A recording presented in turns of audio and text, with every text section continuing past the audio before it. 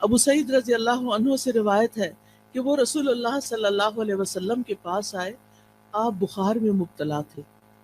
تو انہوں نے اپنا ہاتھ آپ کی چادر پہ رکھا، کہا ہے اللہ کے رسول آپ کا بخار تو بہت سخت ہے۔ آپ نے فرمایا بے شک ہمارا حال اسی طرح ہوتا ہے، ہم پر آزمائش زیادہ سخت ہوتی ہے اور ہمارا اجر بھی زیادہ ہوتا ہے، یعنی جس کی آزمائش بڑھی اس کا اجر بھی بڑھا، جس کی تکلیف زیادہ اس کا ثواب بھی زیادہ۔ پھر انہوں نے پوچھا اے اللہ کے رسول لوگوں میں آزمائش کے لحاظ سے سخت کون ہوتا ہے؟ آپ نے فرمایا انبیاء۔ کہا پھر کون؟ آپ نے فرمایا علماء۔ کہا پھر کون؟ فرمایا نیک لوگ۔ اب ہونا تو یہ چاہیے تھا کہ جو نیک لوگ ہوں، یا عام طور پر لوگ یہی سمجھتے ہیں کہ اگر ہم نیک کام کر رہے ہیں، عبادت کر رہے ہیں، تو پھر ہماری زندگی میں تو کوئی مشکل نہیں ہونی چاہیے۔ نہیں، مشکلیں ہوتی ہیں ان کی زندگی میں، لیکن وہ برداشت کر کے خوشحال ہوتے ہیں، وہ دل سے خوش راضی رہتے ہیں، اور وہ سمجھتے ہیں کہ ہر لمحہ ہمارا اجر بڑھتا چلا جا رہا ہے، لہٰذا یہ چیز ان کو اطمینان دیتی ہے، اور وہ اس پریشانی پہ پریشان نہیں رہتے ہر وقت، بلکہ اللہ سبحانہ تعالیٰ کی طرف رجوع کرتے ہیں۔ نبی صلی اللہ علیہ وسلم نے یہ بھی فرمایا کہ ان کو یعنی نیک لوگوں کو بعض اوقات ایسی تکلیفیں آتی ہیں، کچھ لوگ آزمائش پر بھی خوش ہوتے ہیں بنسبت اس شخص کے جو کچھ دیے جانے پر خوش ہوتا ہے۔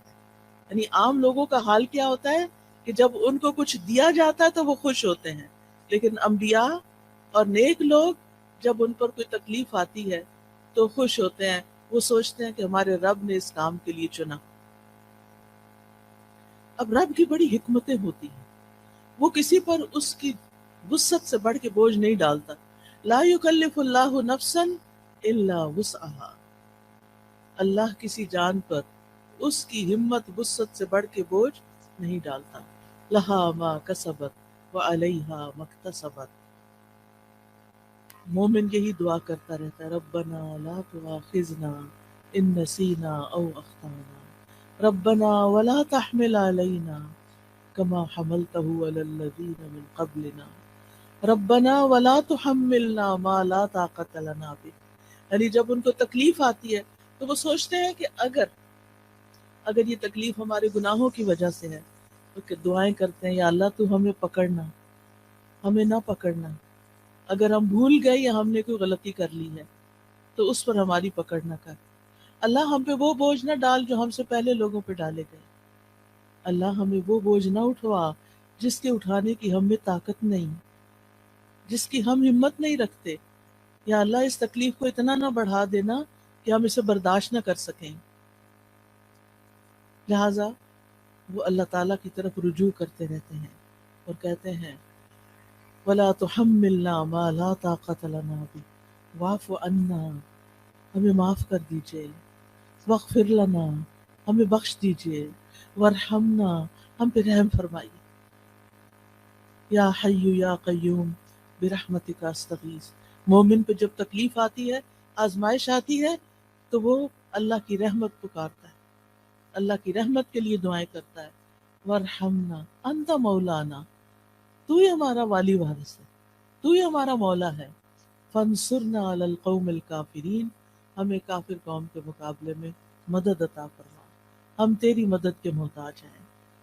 اور اس میں آپ دیکھیے کہ اس قوم میں سب سے پہلے تو ابلیس آتا ہے، شیطان آتا ہے، جو وسوسے ڈال ڈال کے اللہ سے بدگمان کرتا ہے، تو یا اللہ ہمیں اس کے مقابلے میں طاقتور کر دے، تو ہماری مدد فرما، ہم پر رحم فرما۔ پھر اسی طرح ہم دیکھتے ہیں کہ نبی صلی اللہ علیہ وسلم ہر طرح کی تکلیفوں سے آزمائے گئے، یتیم پیدا ہوئے، ماں بھی فوت ہو گئی چھوٹی عمر میں، پھر دادا فوت ہو گئے، پھر چچا مددگار تھے عین مصیبت کے سال، وہ بھی فوت ہو گئے، بیوی بڑی غمگسار تھی حضرت خدیجہ، وہ بھی فوت ہو گئی، پھر وطن سے پیار ہوتا ہے، حالات اتنے تنگ ہو گئے، آزمائشیں اتنی بڑی، 3 سال تو ایک گھاٹی میں گزارنے پڑے جہاں کچھ کھانے پینے کو نہیں تھا، اور پھر بالآخر مکہ چھوڑنا پڑا، چھوڑتے ہوئے کہا ہے مکہ تو مجھے سب سے پیارا ہے،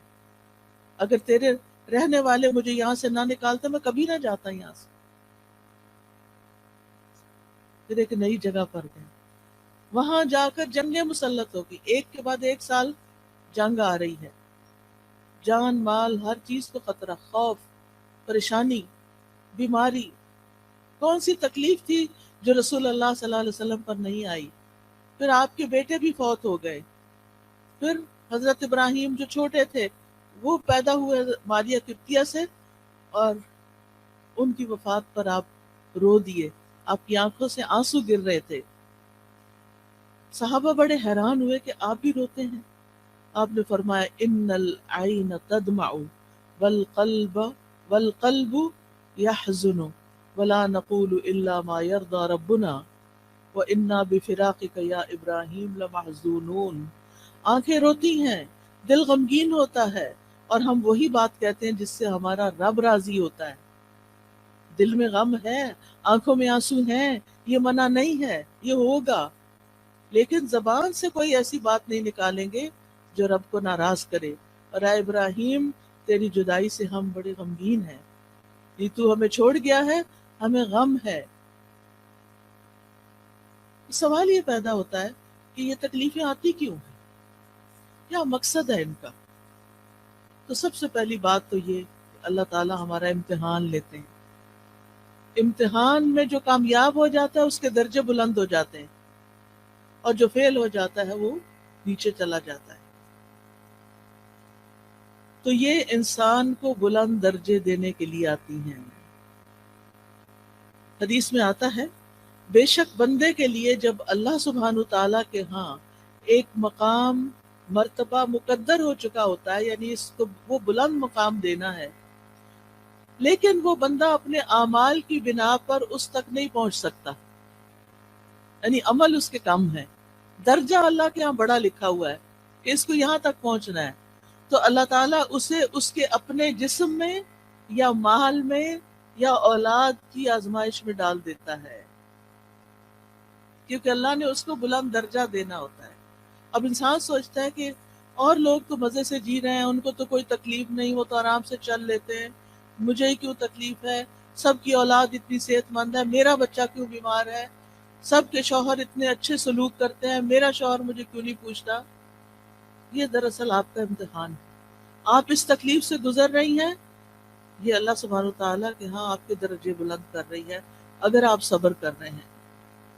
اور پھر یہ کہ جب اللہ تعالیٰ تکلیف دیتا ہے تو جن کے درجے بلند ہوتے ہیں ان کو اللہ تعالیٰ صبر کی توفیق بھی دے دیتا ہے، حتیٰ کہ وہ اس مقام تک جا پہنچتا ہے انسان جو اللہ کی طرف سے اس کے لیے پہلے سے مقدر ہوتا ہے۔